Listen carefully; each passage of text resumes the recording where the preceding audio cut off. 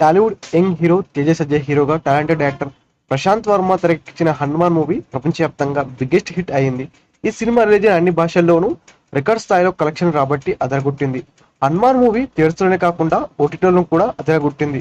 ఇదిలా ఉంటే హనుమాన్ మూవీతో టాలీవుడ్ లోనే కాదు మొత్తం ఇండియన్ సినిమాలలోనూ సెన్సేషన్ క్రియేట్ చేసిన ప్రశాంత్ వర్మ ఇప్పుడు ఈ హనుమాన్ మూవీకి సీక్వెల్ గా జై హనుమాన్ మూవీ తెరకెక్కిస్తున్నాడు.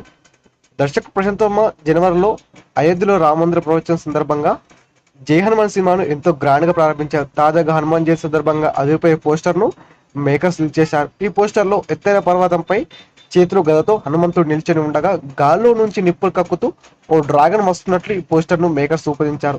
ఈ సినిమాని ఐమాక్స్ 3D వెర్షన్ లో తీసుకురానున్నట్లు తెలుస్తుంది.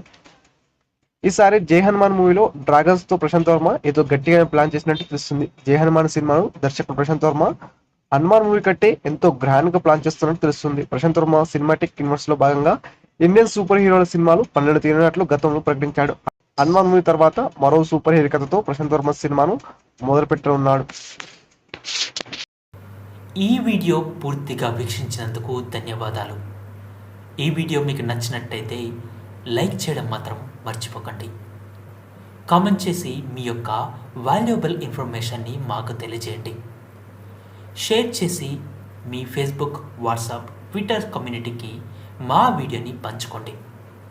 అంతేకాకుండా మా వీడియోని నోటిఫికేషన్ల రూపంలో పొందడానికి సబ్స్క్రైబ్ బటన్ని ప్రెస్ చేసి బెల్ బటన్ని నొక్కండి. Thank you for watching.